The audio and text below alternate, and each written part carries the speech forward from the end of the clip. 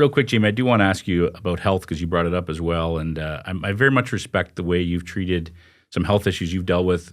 Cancer's kind of kicked the hell out of me for the last few years too, and it's been an up and down battle. And there's lots of people who watch the broadcast who've dealt with this as well. And you've been open, basically the message you're trying to send is, take care of yourself, look after yourself. Why is it important to you to share those stories with fans?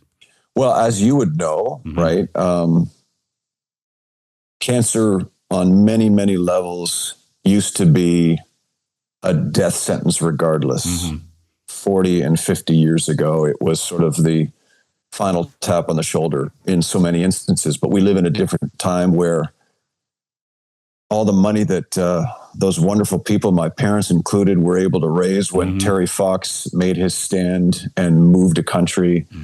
And all of those millions of dollars went into research that has been able to help people like you and I. And I realized in the first 48 hours of my diagnosis, January 11th, 2021, having no knowledge of what chronic lymphocytic leukemia really was beyond what I had just Googled, I did know, oddly, that Paul Henderson, the hero of 1972, had exactly that. And the first thing that occurred to me, again, without even checking his history on the internet, was that Paul Henderson is alive and well. Yes. So, and I was able to visit with him at his home about 3 weeks ago and tell him this personally. Amazing. Without even knowing the man. He gave me this sense of relief that I needed in that moment. So what I decided was, one, if I'm going to battle this thing, there might be days where I can't get to work.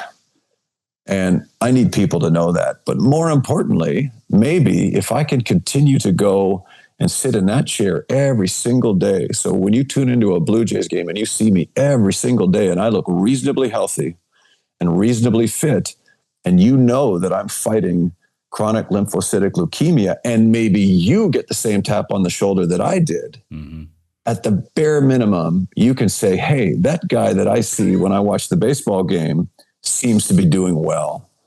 So maybe I'll do well too.